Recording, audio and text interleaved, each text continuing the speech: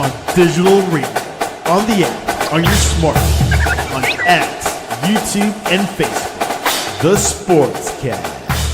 Basketball in March. The Donut Bag presented by The Sportscast.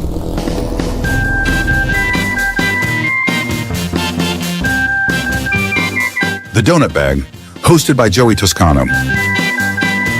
And here's your host, Joey Toscano.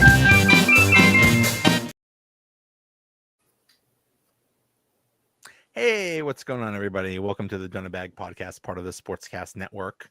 Welcome to everybody joining us live. If you want to join in on the conversation, join us on the YouTube channel. That is Joey Bag of Donuts V instead of an F.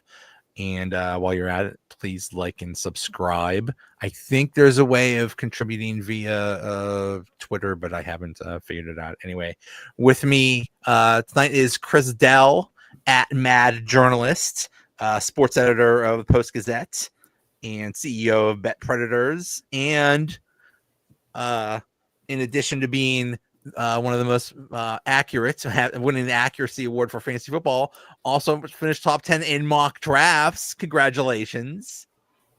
Thank you, Joe. Pleasure to be here. Thank you for having me. So when you turned in the mock draft, what was the deadline to turn in your mock draft?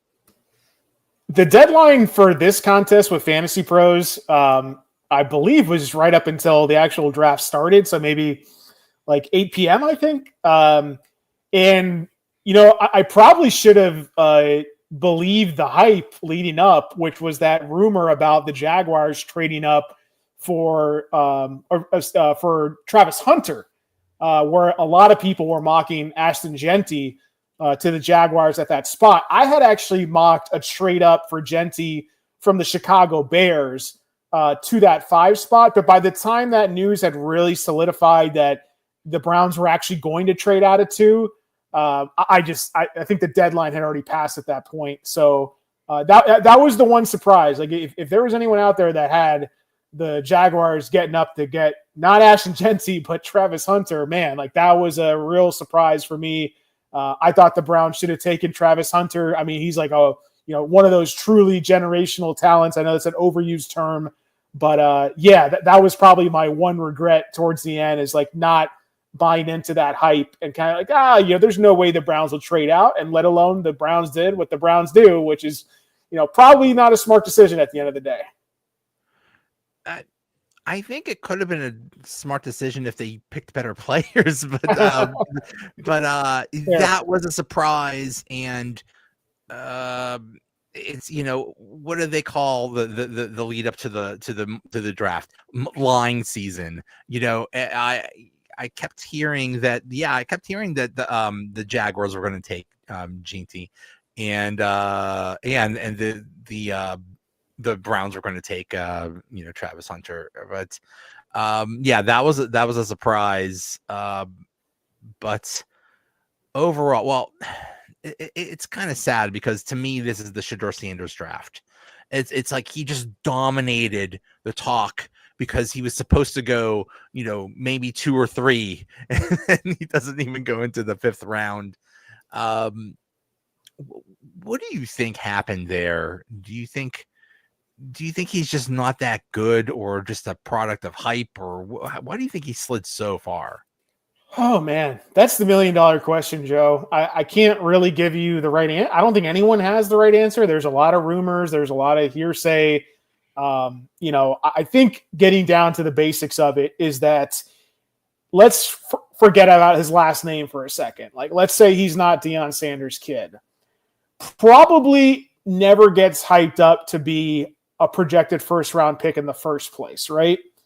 And then you throw in the fact that when he didn't really have the greatest test results, and these days, NFL franchises are more and more going to these traitsy quarterbacks, like the ones who can scramble out of the pocket, who are real athletic. The traditional pocket passers tend to fall. Now, whether that's right or wrong, Shedeur is a traditional, pocket passing type of quarterback. He doesn't really run very much. His greatest strength is his accuracy. So I think that when you look at it, there was only a few teams that truly had a quarterback need at the end of the day. And I think, Steelers were obviously one. We could talk about who they got in a little bit. We had the Seahawks. We knew they were going to take – we thought they were going to take someone. We knew the Saints were likely to take someone. Then you had the Raiders, the Browns, and the Giants. So out of those half dozen, you're talking about 6 out of 32 teams really that only need a quarterback.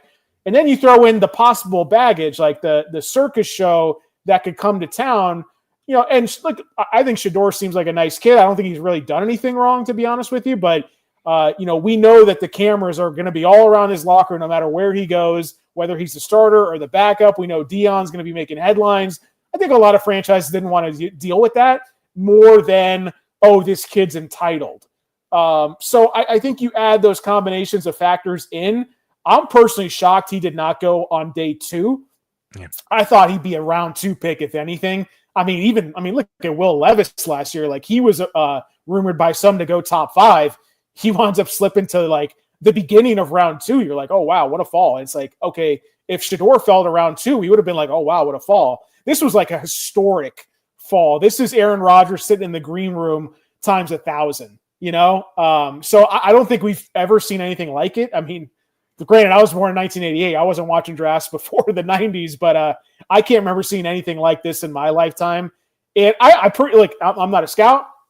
I personally like Shedeur Sanders. I thought that he was a guy who could elevate his teams. Whatever team he played for, they won games.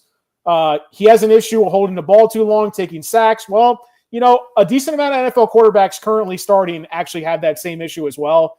So at the end of the day, I think the Browns got a bargain. And I think what they did was let's take another quarterback first. Dylan Gabriel, the real surprise 3rd-round pick there.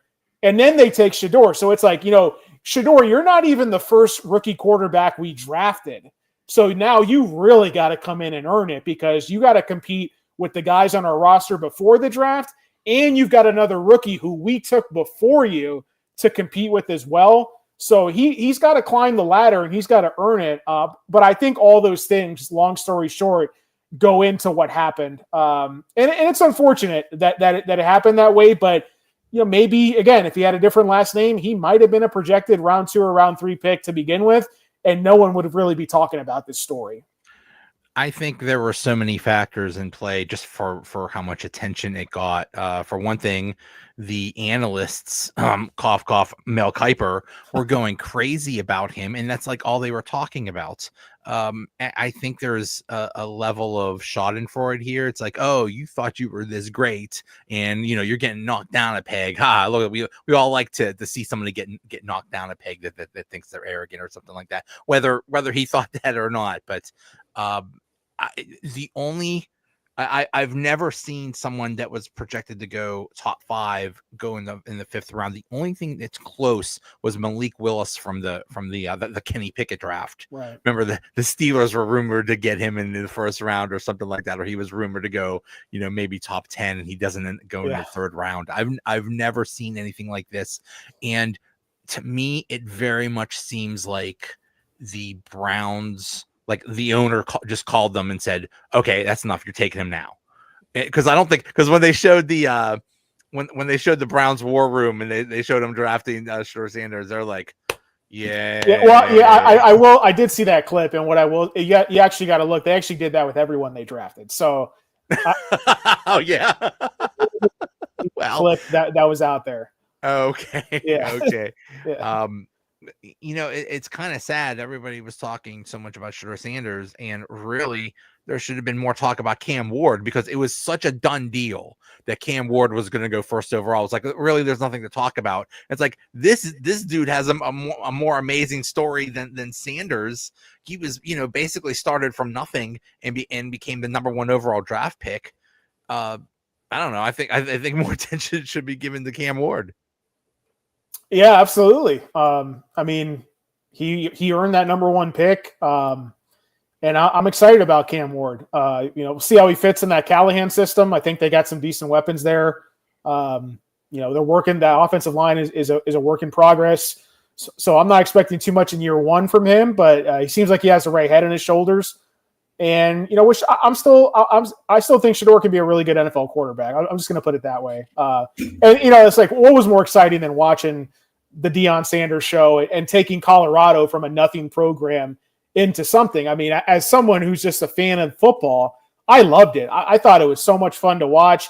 I never really saw anything bad out of Shedeur when he played. Didn't seem like some kind of entitled, whiny kid or anything like that.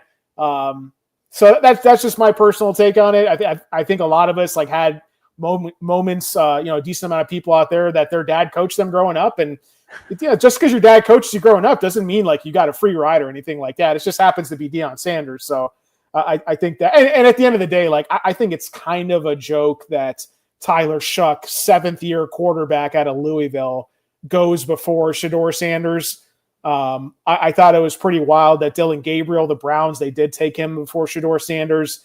I could understand the Jalen Milroe, that it's like, hey, this guy could be like an absolute project in 5 years. He could be the next Lamar Jackson. Okay, I'm not saying that's true, but I get the thought process there. So I could have you could have sold me on Ward, Dart, and Milroe. I thought that absolutely at the latest Shedeur should have been the 4th quarterback overall.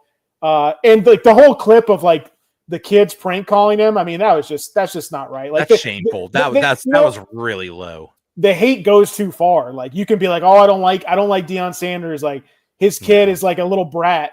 And then it's like, it just went way too far. And people are just felt bad for him. Like, yeah, I felt bad for him. Like people are laughing at him. People are just wanting, they're taking joy in criticizing like a kid. Like let the kid enjoy his moment. It's I don't know. I mean, like Johnny Manziel had a lot of baggage and he still got drafted early. It's not like Shedeur's like drinking coming into games hungover and drinking right after the game. And I mean, you could go, Jamarcus Russell. I mean, there's a million stories like that. So at the end of the day, it was crazy to watch. It made day 2 like a whole entire show because everyone's like, when is he going to go? And you normally don't see that type of interest on day 2 for rounds 2 and 3. I really thought Pittsburgh would actually take him, and Pittsburgh, they held steady. They went like the whole Big Ten route in the draft.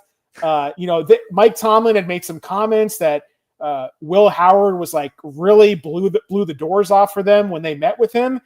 And that was their guy. Like they really liked Will Howard a lot. And I would not be surprised if Will Howard plays a little bit next year. Look, like Aaron Rodgers, like how healthy can he stay? Like realistically, if anything happens to Aaron Rodgers, I understand Mason Rudolph's there, but Will Howard might get a crack at it. I would not be surprised to see him start some games for Pittsburgh next year. Well, how often do we see assuming that Will Howard will be like the 3rd string quarterback, how often do we see the 3rd string quarterback play in a season? It happens quite a bit actually. So yeah, it's very possible that he could play soon. That would be interesting. But what do you think Sanders' future is with the Browns? I mean, the Browns quarterback situation is crazy right now. Joe Flacco, Kenny Pickett, and then the 2 quarterbacks they drafted, like somebody got to get cut, right? Right. So yeah, I mean, like the news came out just a couple hours ago that the Browns aren't going to pick up Kenny Pickett's 5th-year club option. That's $22 million. Like, right. Can't blame them. And that was what they would have to pay him for 2026. So it's a 1-year rental, maybe prove it type of deal. Obviously, like they don't really have much else. Dylan Gabriel, Joe Flacco, and Shedeur Sanders. So I think, in that system that there can be some success there in Cleveland. Kevin Stefanski's a guy who's done well with different quarterbacks, kind of making the most out of them. We saw even Jameis Winston have some success there last season. It's been a train wreck because essentially the ownership has tried to force feed a broken Deshaun Watson down their throats and make him play. It's like that sunk cost fallacy is really, and thank God they're past that. Like I'm not a Browns fan, but I'm just like, I hate to see a team be forced to play a quarterback who's just not good anymore. And that's just the God honest truth with Deshaun Watson. He just lost it mentally like years ago after that scandal. It's just a fact. So I'm excited to see because last year we saw a lot of people down on Bo Nix coming out of that Oregon system. and he surprised some people. And don't be surprised if Dylan Gabriel surprises some people this year. So I think they've got two Stefanski quarterbacks, which is like guys who have pinpoint accuracy in the short to intermediate areas of the field. They don't have rockets for arms. They're not super mobile, but man, they can hit those NFL, 3rd down and 8 type of plays, those slants over the middle, those out routes. And we've seen Shedeur do that quite well. So I'm excited to see both him and Gabriel battle it out for that quarterback job. I wonder if, because obviously they have long-term stake in Kenny Pickett, I wonder if he might actually be cut at the end of training camp. We'll see.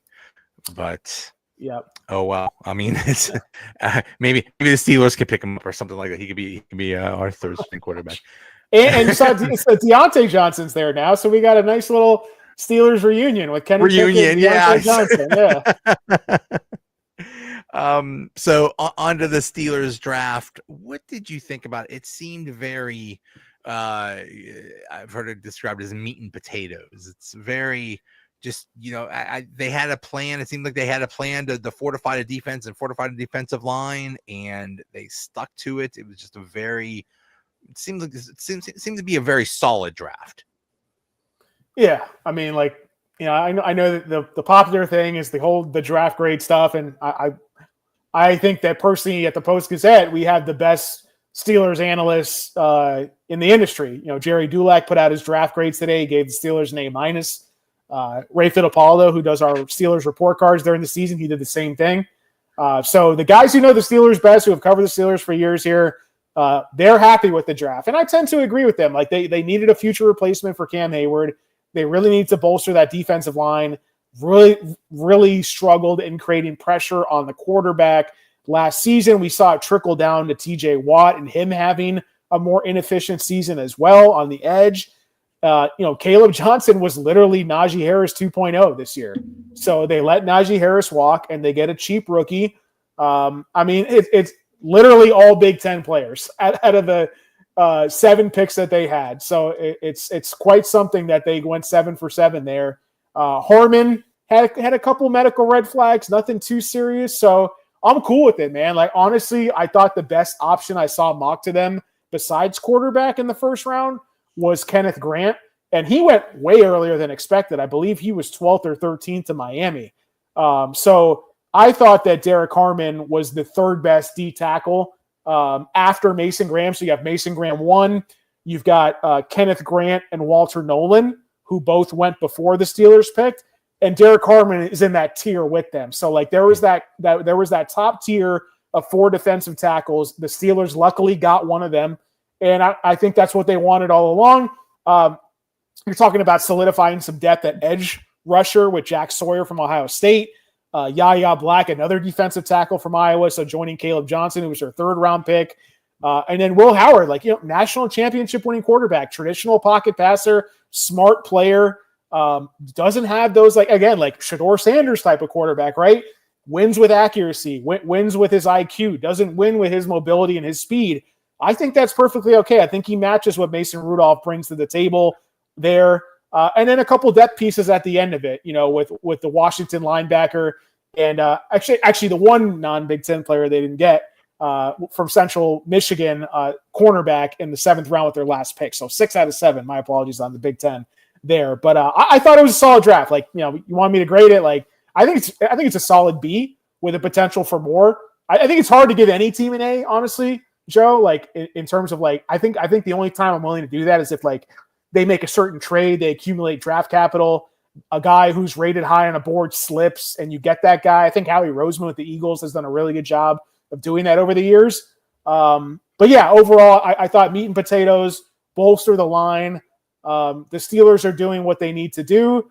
Now the question is, can Arthur Smith actually navigate this offense to some modicum of success in 2025? Because that honestly still concerns me a lot. Are they going to use this as another excuse to not feature Jaylen Warren in the backfield when he's clearly their most talented backfield player to give him the ball at running back? I'm a little worried they're going to try to throw Caleb Johnson in that Najee Harris role. I'm a little worried that Arthur Smith sticks to his conservative ways.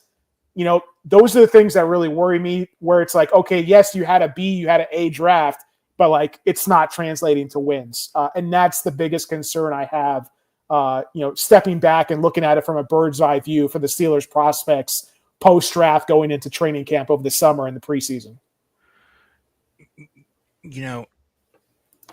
It doesn't, to me, the success of this team doesn't matter on this draft. It all depends on the previous drafts, and in particular, what they've done with the offensive line.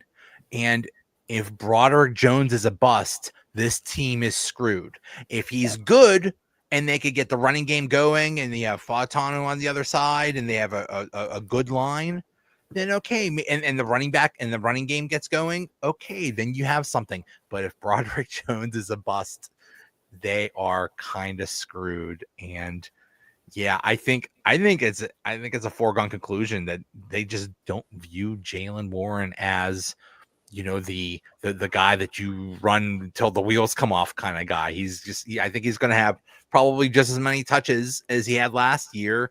And Caleb Johnson is going to, like you said, be in the Najee roles. Yeah. And there you go. So from a fantasy perspective, if you were counting on Jaylen Warren, you're in trouble, because I think he's going to have this almost the same exact role as last year. It does concern me. The explosiveness, we know that'll be there. That's what was lacking with the Steelers last year. And it's like, if you're not going to give him at least a little bit more touches, I'm slightly confident because Caleb Johnson's a 3rd round pick. He's not a 1st round pick like Najee was. He doesn't have that high level draft capital that Jaylen Warren will get that opportunity. He needs to stay healthy, obviously. And you mentioned Broderick Jones. I mean, it's the same for Troy Fautanu. Like he's got to come back healthy too, man. Cause you can't spend back-to-back years on offensive tackle in the 1st round and have nothing to show for it. Right. And that's essentially what happened last year. I mean, you're absolutely right. It's all about the previous draft classes as well. We know Kenny Pickett didn't work out, and they're still recovering from that too. So, we'll wait and see. If Harmon comes out of the gates and really helps elevate their pass rush, I think they'll be happy in the short term, and obviously replacing Hayward in the long term there. So, it's all about quarterback now. Like, is Rodgers going to sign or not? Indications point that he will. When? We have no idea. I've heard some people say it's coming soon. We've got no definitive news there yet.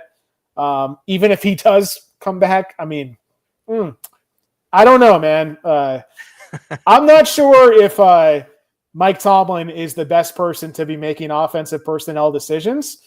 And he's very involved with quarterback and offensive personnel decisions. And that has not worked out so well for the Steelers here the last couple of years. So that is another concern of mine. It's a trickle down from the top, Joe. It's like, I don't think Arthur Smith was the best candidate to come in and navigate a 2024-2025 NFL offense.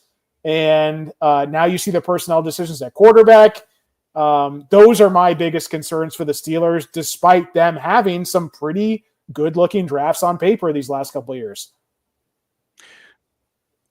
Dave says we need a magic 8 ball on the Rodgers decision. I actually have a magic 8 ball somewhere around here, but my guess or just theory on the whole Rodgers thing is I think he wanted to see what they were going to do in the draft. Let's say they went crazy and did take Shedeur Sanders in the 1st round or something like that. Maybe he didn't want to be part of that circus, or whoever they were going to take. Let's say they took Milroe or Jackson Dart or something like that. I don't care. Yes, Aaron Rodgers is a legend. Aaron Rodgers is a Hall of Famer. But if he struggled, fans would be screaming for the rookie. Maybe he didn't want to be a part of that. So maybe he would just wait until the draft. Maybe maybe this week. I'm hoping, because I'm so sick of we've been talking about this for like 2 or 3 months now. But yeah, maybe he was just waiting for the draft. My whole issue is that Aaron Rodgers he looked bad. Like the last time we saw him play a full season, like he looked bad, and he had Garrett Wilson and Devontae Adams. He had good weapons to throw to. He had Breece Hall, and he looked bad. So I just I think if anything, I mean, I don't know. I don't think that he's waiting to see what happened. No one knows what Rodgers thinks. Let's just put it that way. We can all speculate. It seems to me like he's just like, you know what, I'm going to take my time. And like, it's not going to be a circus like it's been in the past, even though it kind of is, just because he's taking his time. But yeah, man, like it's I'm glad that they took Will Howard, because at the end of the day, yes, and that's another reason that I mentioned earlier with Shedeur is like, you can willingly bypass quarterback this year, because compared to 2024, it was a major downgrade. Compared to 2026, that's like the gold mine of NFL quarterbacks. I looked at a mock draft for 2026 yesterday. I think there were 7 quarterbacks in the first. I don't think that'll be the end result, but that just goes to show you how many good quarterbacks are going to be. So it's like, I'd rather have a losing season in 2025 and get one of those picks than draft a rookie, go 8-8, and then you're stuck with mediocrity at the most important position in the game for the next 5 years. So obviously that's part of the thinking there.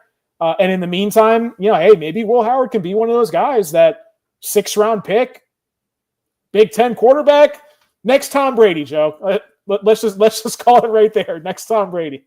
Maybe. I mean, hey, what he did in the college football playoffs was very impressive against the best teams in the country. Week after week, he played the best. Yep. That has to count for something. Yeah, maybe he doesn't have the greatest physical tools or whatever, but so much of being quarterback is processing and stuff. And when you perform, when you get the production at the time when you need it the most, that's impressive. Agreed. Yeah, we'll see. I mean, I've heard Will Howard called basically like a Mason Rudolph clone. So you know what? If your main Mason Rudolph goes down, get your backup Mason Rudolph. So there you go. So we'll see. It didn't surprise me that they went defensive line in the first round. It didn't surprise me that they went running back in the 3rd round. But 4th round, Jack Sawyer, the edge. There's a lot of needs on this team, and really edge wasn't one of them. But I get it. You want to spell TJ Watt or Highsmith, and really Nick Herbig is nice, but he feels a smaller role because he's more of a finesse player. So Jack Sawyer looks like a more run stuffing, meat and potatoes kind of linebacker. Yeah, I just think he fits the personality. You want some depth at the position, because if Watt goes down, you don't want to be stuck with nothing. Herbig's been okay. And I mean, look, Jack Sawyer, 4th round pick. I believe he was picked in, like, that means he was, I don't see the number in front of me. I'm trying to do the math in my head. So he was in the hundreds, right? Yeah.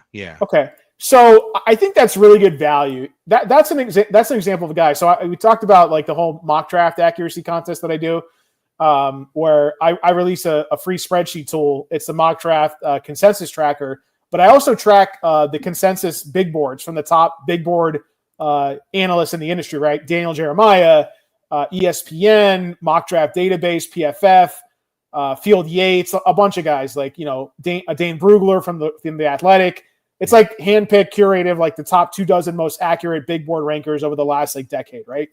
I want to double check here because I hadn't looked at this in a few days since the draft. But Jack Sawyer was ranked on average 68.9 on the consensus big board tracker over the last 2 months leading into the draft, and you're getting him at pick 100 plus. So you're talking about a value there of 30 plus picks, a Big Ten guy. A premier position. Let's not forget edge rusher is one of the, maybe the 2nd or 3rd most important position that you can take in the NFL draft. Daniel Jeremiah on his final big board, which was April 21st, his top 150, had him 70th overall. There were a couple big boards that had him as high as 45th overall, according to Sharp Football Analysis, like a legitimate round 2 pick. You get him in round 4. So I really like that pick for them as a 4th rounder for the Steelers. Got to hand it to Omar Khan. It just seems like they're just patient, and the players they want just come to them, which is, like last year we saw that with with the center Zach Frazier. Like how did you get this guy and not trade up?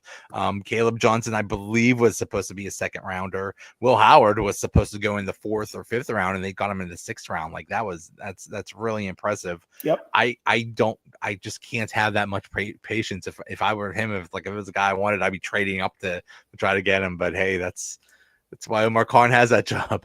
Yeah, and Field Yates from ESPN, he had Will Howard as his 76th overall prospect. Bleacher Report, they have a team of scouts that they do their big board and mock draft. They had him 73rd. So we're talking about a legitimate, like, high-end third-round pick. 87th overall on the big board average consensus tracker, and you get him in round 6. Like when you're getting closer to pick 200, that's pretty damn good. So I like that, like, that run from round 1 to round 6, I thought the Steelers did a really good job just on paper. Again, like, so early to judge what happens with this class. I admittedly don't know too much about the linebacker from Washington and the cornerback they took from Central Michigan in the last round. But those 5 guys above them, even Yahya Black made Daniel Jeremiah's top 150 at the end leading into the draft. So those are the guys I trust. Those are the guys that have been the most accurate historically, ranking prospects going into the league and how well they do. And according to them, the Steelers, like, they hit above average on all those picks there. So I think just based on that alone, like you said, hats off to Omar Khan. Now my question is, like, are we going to actually run these pieces together correctly on offense? TBD there. Yep. Remains to be seen. So now that the draft is over, what is the fantasy impact of who do you think is going to be the biggest fantasy winners from this rookie class? Yeah, right. That's the question here. So I guess we can talk positionally a little bit. I can just kind of run through some stuff. Let's start at quarterback. We kind of talked about it already, but I don't think you're rushing out to draft any of these guys. Like we're talking redraft leagues, right, Joe? Like, just right. Drafting a new team in the fall with your buddies or office, whatever. Cam Ward could provide some late round value, perhaps. I think we know he's going to start. We know the athleticism's there, and if he's going to run, and you're going to get a late round value on him in your drafts, I think there could be some value there. So I actually am a little bullish on Cam Ward. Again, this is a late round pick, though. I'm talking about here. Yeah. No one else really. Like, look, if Jalen Milroe ever gets the start and he's on your waiver wire middle of the season, like, that's absolutely a guy I'm going to run up to pick off the waivers, because, like, I don't care how bad he looks. Like, there's people out there that won fantasy championships with Tim Tebow at quarterback because he ran the ball all the time. So, that's where kind of with Milroe, we kind of cut it off there because we don't know what's going to happen with the Browns quarterbacks. They're not really mobile running quarterbacks either. Jackson Dart, maybe. Like, I think it's more of a longer term prospect if you play in dynasty leagues for a Jackson Dart type of guy. So that's really like where it kind of ends at quarterback for me with fantasy. I think when you really get into it, it's the running back and the wide receiver positions this year, especially running back. Like, this has been reported as one of the best running back classes we've had in a long time. I don't think you can you could have come up with a better landing spot for Ashton Jeanty going to the Raiders. Pete Carroll loves to run the ball. Chip Kelly, you got Geno Smith, upgrade at quarterback there. No competition whatsoever at running back. An aging Raheem Mostert to get a couple carries here and there. Jeanty's going to be a workhorse from day one, even more so than Bijan Robinson has been the last couple of years, because Robinson's had to see, he's been like a 65% carry guy compared to Tyler Algier there. So I'm going to be very bullish on Ashton Jeanty. I think he's already like a borderline round 1 pick. Like he's a guy you might take top 8. I don't know if I can put him higher than that. I'm working on my fantasy rankings now. They'll be out sometime in the next week. My first set of rankings for 2025 post draft. I think I'll still take Barkley, Bijan, and Gibbs. After that, I think Jeanty's my RB4. I think I'm going to put him slightly above Bucky Irving, Josh Jacobs, Derrick Henry, Jonathan Taylor. I think he deserves to be ahead of those guys. We're talking about just a freak athlete, very heralded player coming out, great landing spot. I'm all about landing spot, Joe, when it comes to fantasy. When you throw in the high draft capital, it's a match made in heaven there. Speaking of great landing spots, how about Omarion Hampton with the Chargers? That's a match made in heaven. I like it. I like that a lot. You know, a lot of people thought that they would go defense there, but the fact that they did, I think they were very frustrated last year. They brought in the Ravens guys, Gus Edwards and J.K. Dobbins. J.K. Dobbins, you know, God bless him, he had some good games, but I think he kind of showed that he's just not able to like carry a full workload given his injury history anymore. So they really needed somebody young to come shake things up. Now look, Najee Harris is coming into town too. Let's not forget that.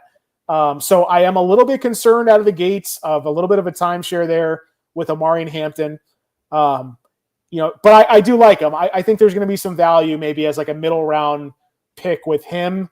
You know, one guy I really like a lot, Joe, is Quinshon Judkins. Yeah. He was actually my favorite prospect just as a football fan coming out. Playerprofiler.com, which is a great fantasy website looking at college prospects coming into the league.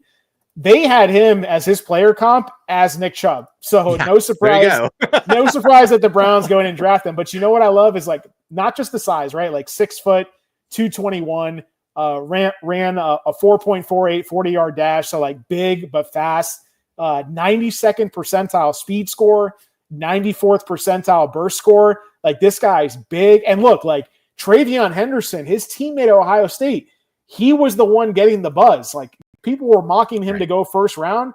And then Judkins goes, that's like, you could have gotten like 20-1, I think, if you were to bet Judkins to be the third running back off the board ahead of Henderson. I don't know anyone that had that on their bingo card, but Judkins got taken before Travion Henderson to a team like the Browns that's looking for their eventual Nick Chubb replacement. So, man, like I'm just like, I've got my googly fantasy eyes on for Quinshon Judkins. If he gets the right opportunity there, I trust Stefanski as a head coach to give me some fantasy goodness.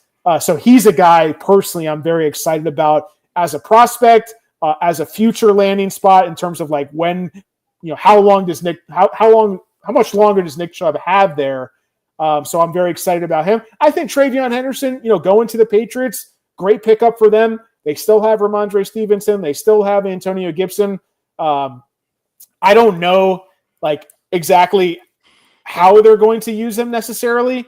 But I do think that like the offense maybe is going to struggle a little more than the offensive line. At least we know the offensive line is much better in Cleveland than it is in New England. So that's kind of why I like Judkins fit a lot more than Henderson. You know, a couple other guys down the board. I think that RJ Harvey, you know, taken in the second round was a surprise, but this guy at a UCF, like he went ahead of Caleb Johnson. So we're talking about the fifth running back off the board. RJ Harvey had really good measurables coming out, had a really good RAS score, relative athletic score that people use to judge the explosiveness in these players. I think in terms of like Sean Payton looking for like Sean Payton's always like the guy, he's always the one going after quote unquote his guys. And if he drafted Harvey like 2 rounds ahead of where a lot of people had Harvey on their big boards, I think we're looking at a possible really good fit there. 4.40 40-yard dash, 98th percentile time in the 40, 91st percentile speed score, 88th percentile burst score, smaller back, but carries his weight well. He's a guy, I think that's a good fit when we're talking about an offense that's improving with Bo Nix under center, with some good pieces at receiver. I think Harvey could get a nice opportunity where at this point, I see him more as like a late round running back that could have really big upside in fantasy football. I mean, the Broncos needed a running back, and you know, Stefanski just got his new Nick Chubb, and I think Sean Payton just got his new Alvin Kamara. It certainly is possible, and a lot of people were mocking Omarion Hampton to the Broncos. Which if Omarion Hampton went to the Broncos, I'd be a lot higher on Hampton than I am now with Najee Harris coming to town with a potential workload split there. Don't get me wrong, I still do like Hampton. I'm kind of neutral. I feel like I'm willing to draft Hampton where he's going right now, and not too far behind, not too far ahead. I think the guys I'm going to be bullish on as of right now, and look, these average draft positions can certainly change from now until draft season. But Judkins to me and Harvey outside the obvious of Ashton Jeanty at the top. Down the board, it's kind of too early to tell. I think like dynasty-wise, like I'll throw a couple names out. I think Cam Scatabo, could be in a nice little 1-2 punch with Tyrone Tracy and with the Giants. I don't know if it's enough fantasy scoring opportunities available for him to really make an impact, but maybe a down the road type of guy, smart football player.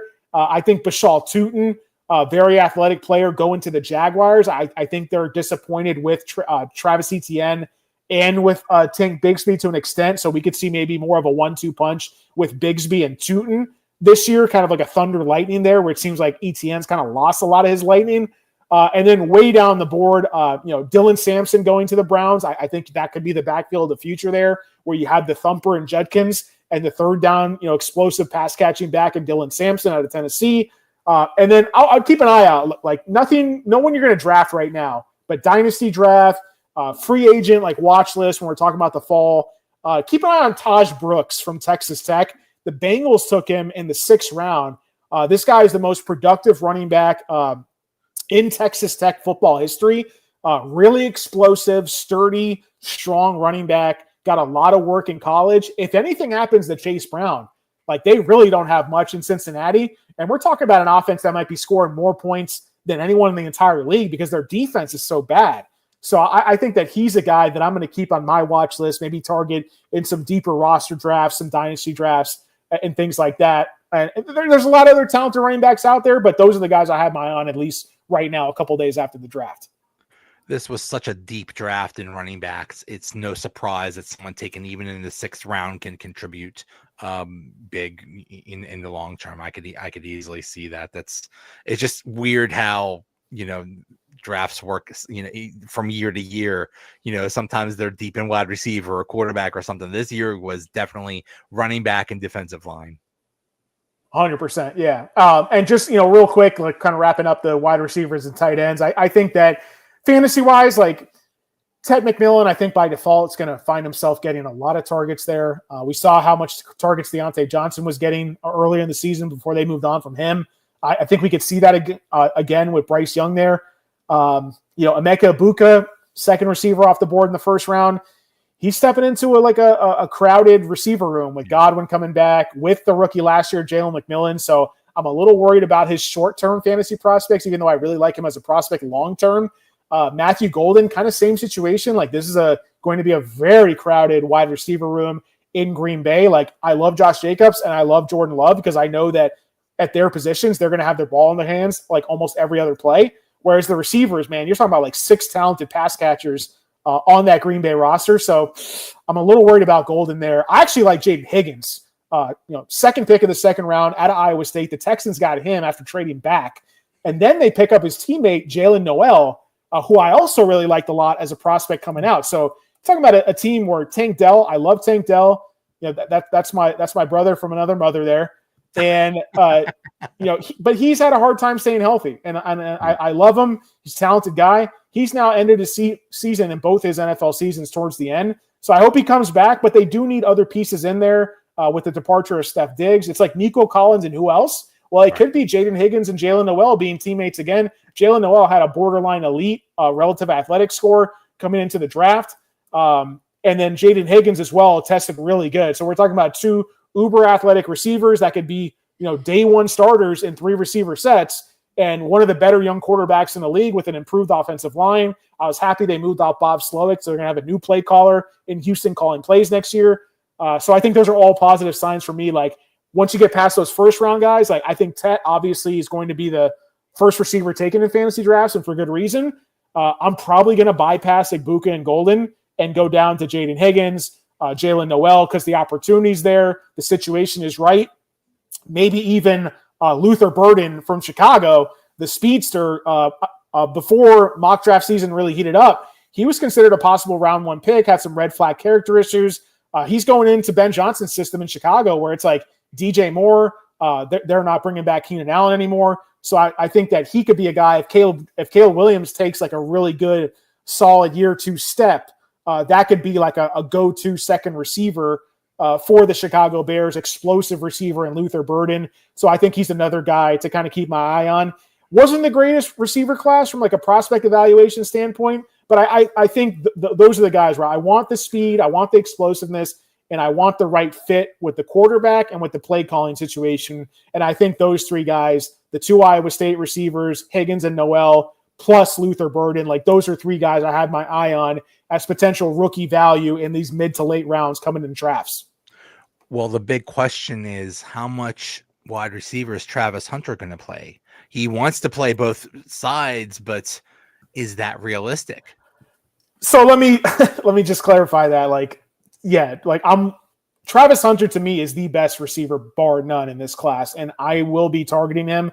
He's in the Ashton Jeanty realm where it's like, yes, of course, like you want Jeanty, you want Travis Hunter.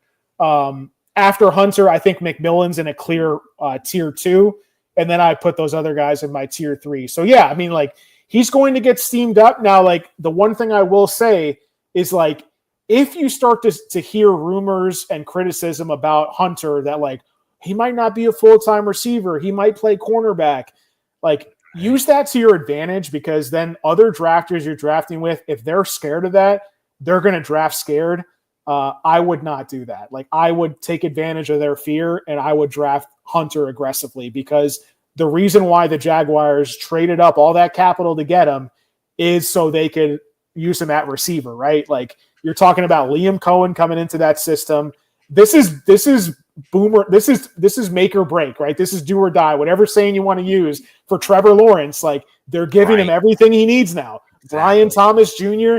and Travis Hunter, like, man, like that could be like the future wide receiver duo in this league next to Jamar Chase and T. Higgins, right? Like that's what they want to make it. So I think absolutely Travis Hunter, I want to draft aggressively. If anyone has an inkling of fear about him playing cornerback, give me all the Hunter shares as well. I don't know exactly where I'm going to have him just yet.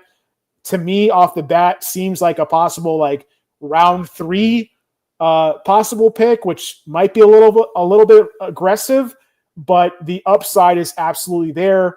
And I think the opportunities are going to be there for a quarterback who's going to throw the ball a lot in 2025. So yes, absolutely. I want me some Travis Hunter. And there's some decent tight ends too. Like just to kind of close it out, I think Colston Loveland, talented tight end. I'm a little worried about his fantasy target volume in year 1. The fact they gave Cole Kmet a big contract a couple years ago. I did mention Caleb Johnson taking a year 2 step. Well, what if he doesn't take a year 2 step, right? Like he struggled a lot last year to consistently get his guys the ball. So I do think there's some red flags there. I think Tyler Warren, as much as I love him as a prospect, I'm just worried about the quarterback situation right there. Like I trust Shane Steichen calling the plays, but when all you've got is Daniel Jones and Anthony Richardson, I'm not going to be as confident there. So, it's tough, man. Like I don't know if there's any real tight end I'm going to be super excited to draft this year. A guy I like coming out, Harold Fannin from Bowling Green. Well, he steps into a situation where David Njoku is like an absolute beast at tight end for the Browns too. So I don't know how much he's going to get there either. Maybe look at a guy like Elijah Arroyo going into Seattle. If Sam Darnold could play well, I think he's an athletic guy out of Miami there that has some good testing and traits where he could be an athletic tight end that could thrive in that short passing type of system that they're looking to establish there. Mason Taylor to the Jets round 2. Again, like Justin Fields throwing the ball to a tight end, him running the ball a lot. Not really going to get too excited about that. So I would say that's probably my least exciting position for rookies, even though Loveland and Warren are absolute like great prospects at that position. I would say for right now, even though I think Tyler Warren is the better prospect, Loveland definitely finds himself in the better situation having Ben Johnson calling plays and Caleb Williams at quarterback versus what Warren has, which is unfortunately right now Anthony Richardson and Daniel Jones. Right. Yeah, I mean, with Loveland, he potentially could be in a really good position. Ben Johnson coming from Detroit.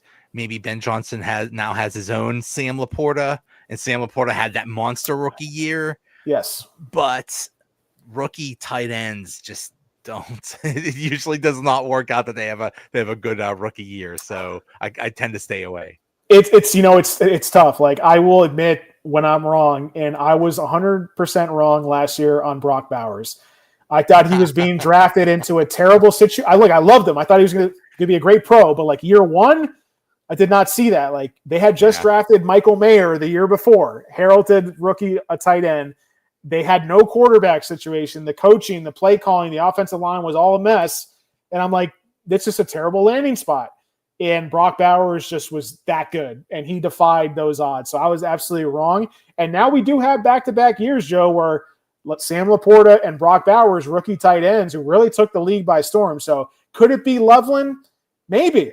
I have a hard time seeing it be Warren with those quarterbacks, honestly. But hey, man, Brock Bowers did do it last year. So if it's going to be a tight end to do it, it's going to be one of those two guys. Like we know that. That's like almost written as fact.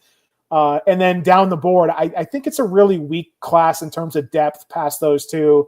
The guys I mentioned, like deep leagues, dynasty leagues, I might have them on my watch list for now. But you're talking about a 10-team, 12-team regular redraft. We're not targeting anyone outside of Colson, Loveland, and Tyler Warren right now. Yep. So how can people find you, follow you, and get more of your work? Yeah, well, just keep it simple. You can follow me on X, which is at Mad Journalist. That's MADD Journalist with 2 Ds. You can find all the great Steelers work we're doing at post-gazette.com, where you can find the best team of Steelers insiders and analysts in the industry. Jerry Dulac, Ray Fittipaldo, Brian Batko, Christopher Carter. We got a lot of exciting stuff coming through the pipeline there as we get into the offseason, training camp, etc. I mean, it's a couple weeks away now from finding out when the Ireland game is going to be, Joe. I'm pretty excited about that. I'll have my first set of rankings out for the fantasy football season in a couple weeks here. I'll put that on my X. I'll put that on my website, which is bettingpredators.com. But at the end of the day, you can find everything I have is going to be in one place on my Twitter, and you can find the links to everything else from there. We go right from mock draft season to fantasy football season. There's a quick transition. I'm so happy that you guys have brought on Chris Carter full time for the Steelers coverage. I'm such a fan of his. I think he does awesome work. Shout out to Chris Carter. I was with him. We had our live stream show on the North Shore at Mike's Beer Bar Thursday and Friday night. Chris, I put this out on Twitter, and it got a lot of likes and retweets. Like, Chris Carter broke the news on both Steelers picks. He did. He had it way before anybody else. He did. He had it way before. On the first and the third round picks. I was running the live show production for those 2 nights, and he had that, and he had it early. Like way before anybody else. That was impressive. Yeah, Carter is technically new to the Steelers beat, but we know he's been working with the Steelers beat unofficially the last couple of years. Has great sources, had great sources when he was on the Pitt Athletics beat as well. You can follow him on X at Carter Critiques. I mean, like I said, like him joining our official Steelers team, I mean, I thought we already had one of the best out there in terms of just like team beat reporters out of any team in the NFL. Now it's like 110% for me. So shout out to Chris for breaking the news on Derek Harmon and breaking the news on Caleb Johnson. And yeah, like I said, man, like it's going to be a fun season. We've got a lot of news in the pipeline still to come with the Ireland game, with the Aaron Rodgers news, what's going to happen at quarterback. And then personally for me, I'm going to be putting out my weekly rankings at post-gazette.com as well as on my Twitter page. I'll have my weekly fantasy football column every Sunday, like last season, and excited to get that going again too. It's like mock draft season for the real players. Now we're going to get into the mock drafts for the fantasy players on the fake football field. So I'm super excited about it. And technically, you're still the champ from, even though that was from 2 years ago for fantasy football, right? I'm still wearing the belt. I don't even know if I'm gonna give it back, Joe. If I don't win, I'm gonna be Shooter McGavin running down with the green jacket while everybody's chasing me. Yeah, man. Like it's they'll announce the 2024 draft winners probably sometime later this summer. But until then, I will enjoy my imaginary championship belt over here. All right. Hey, thanks so much for coming on. Likewise, Joe. Take it easy, man. All right. I'll see you. All right.